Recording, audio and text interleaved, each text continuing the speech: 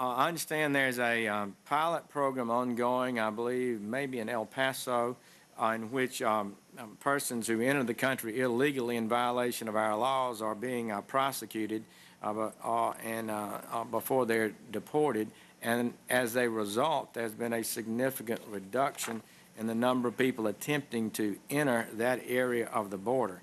Is that true, and what are your plans to consider expanding that? It is true. It requires the cooperation of the judge, quite frankly. And so we've had discussions with judges along the border to see whether or not they would be agreeable to such a process. And so we'd like to expand it.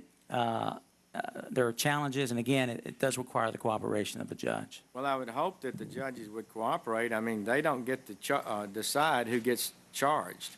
They don't get to make the deciding function. Their responsibility is to enforce, give a fair trial to whoever is brought before them by the prosecutor. Isn't that right? Yes, but they will insist on certain processes that follow certain timetables, and so unless a judge is willing to agree to an expedited process in the manner that we're seeing with respect to this particular judge, it can present some challenges for us. Well, I understand it's worked well. I think it's something that ought to be replicated, and I would expect that federal judges, if they understand the national interest in seeing that laws get enforced, would cooperate. I hope that you will pursue that. Will you pursue that? We will certainly do that, yes. I wrote you a letter in April. My time is out. I'll just briefly go ahead and finish your question, Senator. In April, asking for a response regarding prosecution of criminal immigration cases. Two questions that you gave me a response to one of my questions, but two questions that were unanswered are these.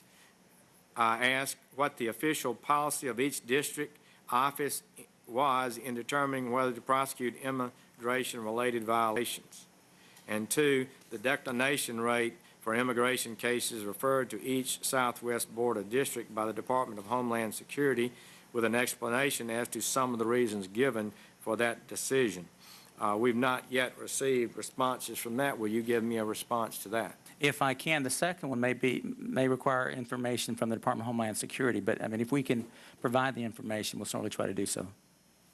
Thank you, Mr. Chairman. Thank you. On my list, the next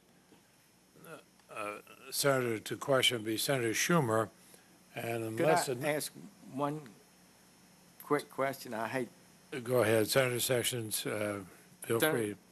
Thank you, Mr. Chairman. You're most gracious. Senator Salazar, Cornyn, Pryor, and I, former attorneys generals, have introduced legislation again to reduce some of the crack penalties and alter the balance between crack and powder cocaine. Has the Department of Justice taken a position on that as of this year, and will you? Well, we think be happy to have continued dialogue with you. Personally, as I sit here today, I'd say that where we're at today is certainly reasonable.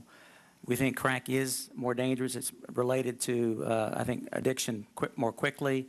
It's more related to more dangerous crimes. The effects of it, I think, are more dangerous. So from a law enforcement perspective, it makes sense to have the kind of sentences that exist today. But we're obviously have a great deal of respect for all. I think it's time to review that. I hope that you will. And we'd be happy to review it. I might note that I think it's long past time to review it.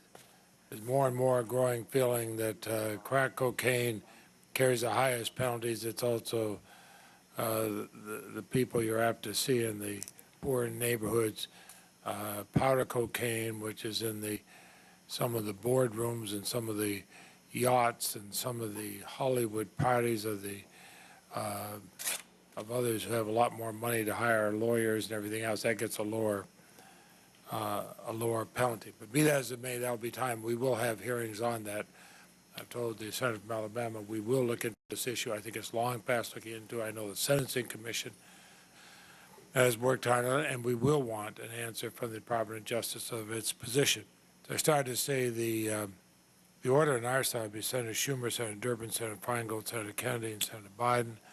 And, of course, we'll interpose Republican senators if they come. But so far we've heard from all the Republican senators who have showed up today.